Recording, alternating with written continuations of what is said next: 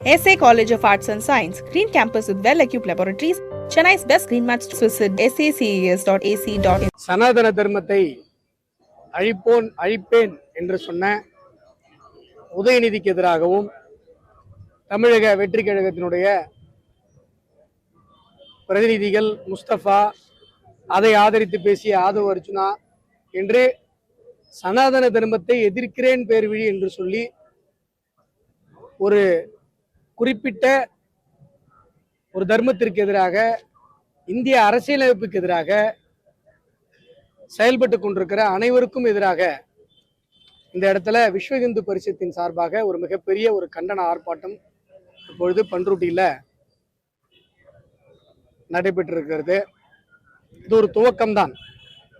சனாதன தர்மத்தை இழிவுபடுத்திவிட்டு, இந்து தர்மத்தை கொச்சைப்படுத்திவிட்டு, இந்துக்களிடமே ஓட்டு கேட்டுக்கொண்டு இருக்கிற இந்த கேவலமான அரசியலமைப்பு சட்டத்திற்கு புறம்பான இந்த மோசமான அரசியலை இவர்கள் கைவிட வேண்டும்.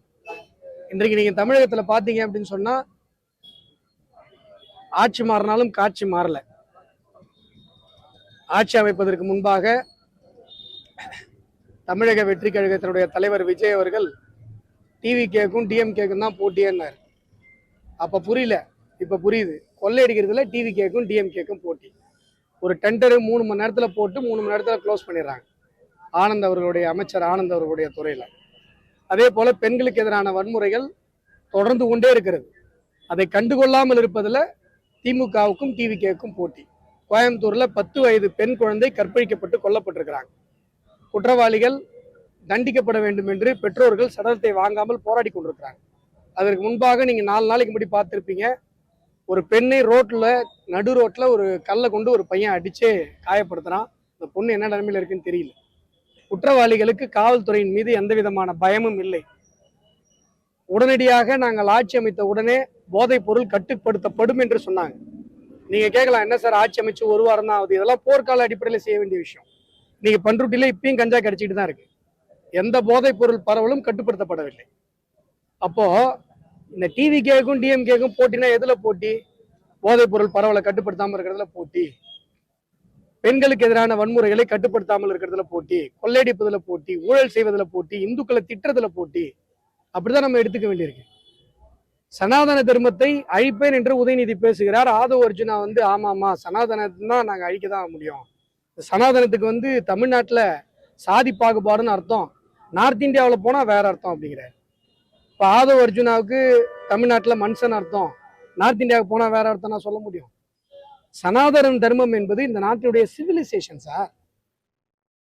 அதை அழிப்பன்னு சொல்றது எவ்வளவு பெரிய முட்டாள்தனம். சட்டத்திற்கு எதிரான விஷயம் இல்லையா? கான்ஸ்டியூஷனுக்கு எதிரான விஷயம் இல்லையா? சாதி பாகுபாடுகளை நீங்க அழிக்க போறீங்கன்னா சாதி பாகுபாடுகளை அழிப்போன்னு சொல்லுங்க. சனாதன தர்மத்தை அழிப்போன்னு ஏன் சொல்றீங்க? உங்களுடைய எம்எல்ஏ முஸ்தபா ஒரு இஸ்லாமியராக இருந்து கொண்டு நாங்க சனாதனத்தை அழிக்க போறோம், சனாதன தர்மத்தை அழிக்க போறோன்ற. இன்னைக்கு இஸ்லாத்துல பல்வேறு மூட நம்பிக்கைகள் இருக்கிறது, நிக்கா ஹலாலா இருக்கிறது, பெண்கள் மசூதிகள் அனுமதிக்கப்படவில்லை. அதையெல்லாம் மனதில் வைத்துக் கொண்டு யாராவது ஒருத்தர் இஸ்லாத்தை வேறொருப்போம் என்று சொன்னால் இஸ்லாமிய சகோதரர்கள் மனது எவ்வளவு புண்படும். அப்படி இருக்கும்போது இஸ்லாமியரான முஸ்தபாவான நீங்க நாங்க இந்து தர்மத்தை அழிப்போம்னு சொல்லி நீங்க மேடையில பொதுவில் பிரஸ்ல பேசுறீங்க. இந்துக்கள் மனசு எவ்வளவு கஷ்டப்படும். எல்லாருக்குமான அமைச்சர் தானே நீங்க. நீங்க இந்த பேச்சு எங்க ஆரம்பிச்சது? உதயநிதி சனாதன ஒழிப்பு மாநாட்டில் இந்த பேச்சு பேசுறாரு. அந்த சனாதன ஒழிப்பு மாநாட்டுடைய தீர்மானத்தை நீங்க எடுத்து பாருங்க. முழுமையா இந்து தர்மத்தினுடைய எல்லாத்தையும் அழிக்கணுங்கிறதா அந்த மாநாட்டுடைய நோக்கம். புதுமனை புகுவிழா நடப்பதை அழிக்க வேண்டும், புதுமனை புகுவிழாவில் கணபதி பூஜை பண்றாங்க, அதை தடுக்கணும், பெண்களுக்கு இந்த வயசுக்கு வந்தா பூப்புனித நீராட்டு விழா அதை அழிக்கணும், இந்து சடங்குகள் எல்லாத்தையும் அழிக்கணும், நீத்தார் கடன் பித்ரு கடன் கொடுக்கறதை அழிக்கணும். இதெல்லாம் தான் அந்த மாநாட்டுடைய தீர்மானம். அந்த மாநாட்டுடைய தீர்மானத்தை கையில் வைத்துக் கொண்டுதான் உதயநிதி சனாதனத்தை அழிப்பேன் என்று பேசினார். இன்றைக்கு தொடர்ந்து புதிதாக ஆட்சி அமைத்திருக்கிற வெற்றி கழகமும் தமிழக வெற்றி கழகமும் அதையே பேசுகிறார். அப்ப இந்துக்கள் சொரணேற்றவர்கள், இந்துக்கள் சோத்துல உப்பு போட்டு சாப்பிடல, இந்துக்களுடைய சோத்துல உப்பு இல்ல, இந்துக்கள் எவ்வளவு கொச்சைப்படுத்தினாலும் தன்னை கேவலப்படுத்தினாலும் கண்டுகொள்ள மாட்டார்கள் என்கிற ஒரு எண்ணத்துல நீங்க எல்லாம் பேசிட்டு இருக்கீங்களா? எல்லாருக்குமான ஆட்சியை தானே கொடுப்பேன்னு சொன்னீங்க. உங்களுடைய அமைச்சர்கள் இப்படி பேசுறாங்க. நீங்க இந்துக்களுக்கு, இஸ்லாமியர்களுக்கு, கிறிஸ்தவர்களுக்கு எல்லோருக்குமான முதலமைச்சராக இருப்போம் நீங்க சொன்னீங்க. ஆனா உங்களுடைய அமைச்சர்கள் இந்து தர்மத்தை அழிப்போன்னு பேசுறாங்க. நீங்க அதை அனுமதிக்கிறீங்க. அப்போ இதற்கு ஒரு முடிவு தெரிந்தாக வேண்டும். தமிழக மண்ணில் இனியும் இந்துக்கள் இரண்டாம் தர குடிமக்களாக வாழ்வதை அனுமதிக்க முடியாது. இந்த பிரச்சனைக்கு ஒரு முற்றுப்புள்ளி வைத்தாக வேண்டும். இந்து தர்மத்தை இழிவுபடுத்திவிட்டு, சனாதன தர்மத்தை இழிவுபடுத்திவிட்டு இனி ஒருவன் தமிழகத்தில் நடமாடி கொண்டிருக்க கூடாது. இதை இந்துக்கள் அனுமதிக்க மாட்டோம். சொன்னனே, டிவி கேக்கும் டிஎம்கேக்கும் தான் போட்டியே. எதுல போட்டினா இதெல்லாம் போட்டி. கஞ்சா பரவலை கட்டுப்படுத்தல இல்ல, எதுவுமே இல்லைங்க. நீங்க இப்ப போதைப் பொருள் பரவலை போர்க்கால அடிப்படையில் தடுப்புன்னு சொன்னாங்க. அதான் சொன்னாங்க. ஒரு தனிப்படையை அமைச்சாங்க. எங்கேயாவது நீங்க போதைப் பொருள் கட்டுப்படுத்தப்பட்டிருக்குன்னு சொல்லுங்க. நாமளும் ஒரு வாரம் பார்த்தோம். ஏன்னா இது 6 மாசம் வெயிட் பண்ணி பார்க்குற விஷயம் இல்லை. ஏன்னா போதைப் பொருள் பரவலுங்கிறது உடனடியாக தடுத்து நிறுத்தப்பட வேண்டும். அதுக்காக தான் இந்த ஆட்சி மாற்றத்தை மக்கள் கொண்டு வந்தாங்க. அப்போ இது உடனடியாக செய்யப்பட வேண்டும். நீங்க நான் முன்னாடியே சொல்லியிருக்கேன். நீங்க இப்போ ஒரு குறிப்பிட்ட ஒரு இடத்துல கள்ளச்சாராயம் கிடைக்குது, கஞ்சா கிடைக்குது, மெத்தோபோட்டமைன் கிடைக்குதுன்னா அந்த சர்க்கிள் இன்ஸ்பெக்டர் சஸ்பெண்ட் பண்ணுவேன்னு நீங்க ஒரு ஆர்டர் போடுங்க. சிஎம் ஆர்டர் போட்டீங்கன்னா ஆட்டோமேட்டிக்கா என்ன ஆகும்? அந்த ஏரியாவில் போதைப் பொருள் கட்டுப்படுத்தப்படும். ஆகையால போர்க்கால அடிப்படையில் இதை முதலமைச்சர் விஜய் அவர்கள் போர்க்கால அடிப்படையில் நீங்க 6 மாசம்லாம் டைம் எல்லாம் இதுக்கெல்லாம் கொடுக்க முடியாது. மற்ற விஷயங்களுக்கெல்லாம் நீங்க எடுத்துக்கலாம் டைம். வாக்குறுதிகளுக்கு நீங்க டைம் கேட்டிருக்கீங்க. அது மக்களுக்கு உங்களுக்குமான, ஏன்னா வாக்குறுதிகள் நீங்க மக்களுக்கு தான் கொடுத்தீங்க, மக்கள் முடிவு பண்ணிட்டோம்.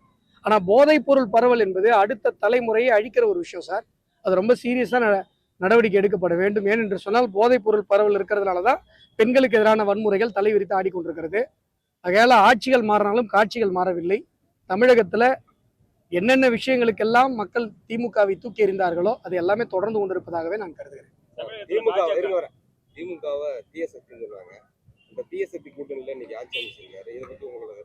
இல்ல சார், இப்ப மக்களுக்கெல்லாம் ஒரே சந்தேகமா தான் இருக்கு.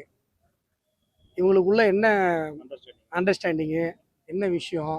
ஓட்டை பிரிக்கிறதுக்காக கட்சி ஆரம்பிச்சு விட்டு அவங்க திடீர்னு அன்எக்ஸ்பெக்டடா ஜெயிச்சிட்டாங்களா? ஏன்னா இவங்க கூட இருந்த கூட்டணி எல்லாம் போய் அங்க சப்போர்ட் பண்றாங்க. இவங்களும் போங்க அப்படின்னு சொல்லி சப்போர்ட் பண்ண வைக்கிறாங்க. இந்த விவேக் காமெடி ஒன்று வரும், உன் முகத்தெல்லாம் பார்த்தா அவ்வளோ நல்லவங்க மாதிரி தெரியலையே அப்படின்னு. அந்த மாதிரி எது எதோட பி டீம் அப்படிங்கிறது மக்களுக்கு ஒரே குழப்பமா இருக்கு. ஏன்னா எலெக்ஷனுக்கு முன்னாடி வரைக்கும் பிஜேபியோட பி டீம்னு இருந்தாங்க விஜய் கட்சியை. இப்ப பார்த்தா திமுகவுடைய பி டீம் கூட இல்லை, இன்னொரு திமுகவா தான் இருக்கு. திமுக 2.0 மாதிரி இருக்கு. மக்கள் எல்லாம் கொஞ்சம் குழப்பத்துல இருக்காங்க. பார்ப்போம் என்ன நடக்குதுன்னு பார்ப்போம். போதைப் பொருள் அதிகமா இருக்குன்னு சொல்றாங்க. இது சம்பந்தமா உங்க கட்சியில என்ன புகார் ஏதாவது கொடுத்துருக்கீங்களா? இப்ப பேசிட்டு இருக்கிறது யாரு? பிஜேபியோட மாநில செயலாளர். நாங்க தானே பேசுறோம். வேற கட்சிக்காரன் பேசுறானா? இல்ல பேசுறானா? முதல்ல குரல் கொடுக்கணும் சார். அதையே கொடுக்க மாட்டீங்களா யாரும்? நாங்க தானே கொடுத்துட்டு இருக்கோம். நாங்க தானே வேர்க்க விறுவிறுக்க நின்றுட்டு இருக்கிறோம். நாங்க தானே கத்திட்டு இருக்கிறோம். நீங்க நல்லா புரிஞ்சுக்கோங்க. காவல்துறையில புகார் கொடுத்து நடவடிக்கை எடுக்கிற விஷயமே கிடையாது. கஞ்சா பரவலுக்கு தன்னெழுந்து ஒரு இன்ஸ்பெக்டர், ஒரு சப் இன்ஸ்பெக்டர் நடவடிக்கை எடுக்கணும். முதல்ல தெரிஞ்சுக்கோங்க. நீங்க கஞ்சா விற்கிறவனை பத்தி கம்ப்ளைண்ட் கொடுத்தீங்கன்னா நீங்க தாக்கப்படுறீங்க. தமிழகத்துல நடந்துட்டு இருக்கா இல்லையா? நான் உதாரணம் காட்டவா? ஆகையால புகார் இல்லாம எடுக்கணும் சார். கஞ்சா விற்கிறதுக்கு எல்லாம் புகார் வேணுமா உங்களுக்கு? புகார் கொடுத்தாதான் நடவடிக்கை எடுப்பீங்க. அப்ப ஸ்டேஷன் வாசல்ல கள்ளச்சாராயம் வித்தாலும் கள்ளச்சாராயம் விற்கிறாங்களா, யாராவது கம்ப்ளைண்ட் வரட்டும் சார். பாயிண்ட் வரட்டும், அந்த பாயிண்ட் வரட்டும் வெயிட் பண்ணி.